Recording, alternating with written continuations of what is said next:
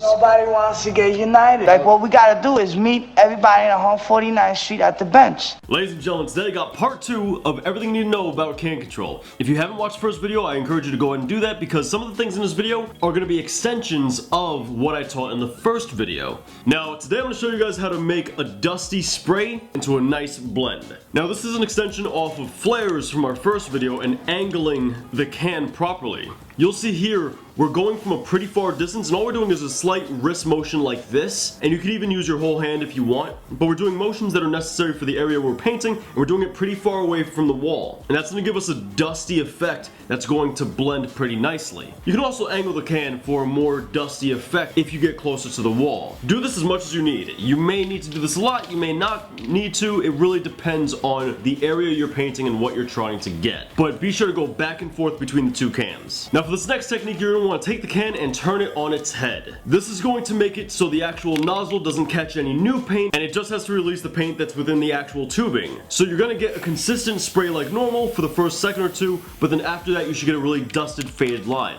And then from there, that's when you want to stop and you want to take this away from your scrap and over to the wall. And that's when you want to do the effect. After a while of doing the effect, you'll notice that nothing comes out of the can anymore, no paint at all. And that's when you want to flip the can back right side up and you want to spray again and then flip it back upside down. The key here is to really let the can spray out that initial first burst of consistent spray that's stuck within the actual nozzle itself. And then after that, that's when you want to go ahead and use it on the wall. Now this effect is great if you're doing something like lightning and you have like white and blues that you can kind of make that illusion with. That works pretty well with this upside down can technique. Now today I'm going to show you guys how to cut your lines more than Scarface ever cut his lines, if you know what I mean. There's two major ways to do this. You can either get really close to the wall and spray pretty quickly in order to cut your line, or you can even angle your can in order to spray away from the black outline or whatever outline you have or whatever it is you're trying to cut. As you can see here, I'm cutting this line pretty close to the wall in order to get a real fine, thin line.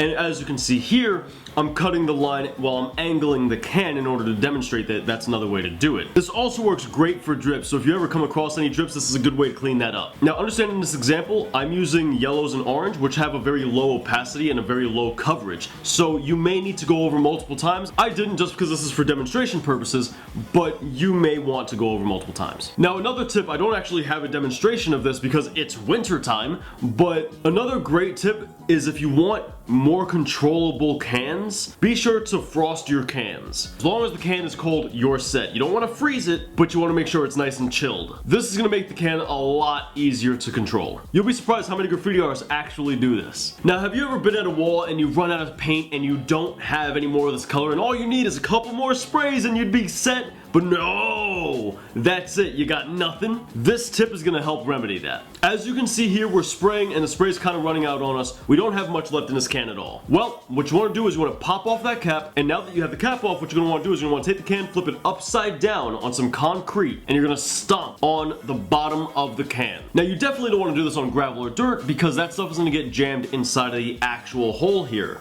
and you don't want that, otherwise your cap won't fit back on the can. That's why you want something like cement, a brick, a rock, really anything that's not going to get jammed in there. And once you do this, you'll see that the bottom is bent, or the top might even be bent. You can pop your cap back on at this point, and you should get a little bit more spray out of your can. Ladies and gentlemen, thank you guys for watching the video. Hopefully it helped you out a bunch. If it did, let me know in the comments down below. And be sure to hit that like button as it helps out the channel a ton and it helps our community grow. For those of you guys who are new here, we come out with consistent art-related content, so feel free to subscribe and become part of the family. I'll catch you guys in the next video, but until then, peace.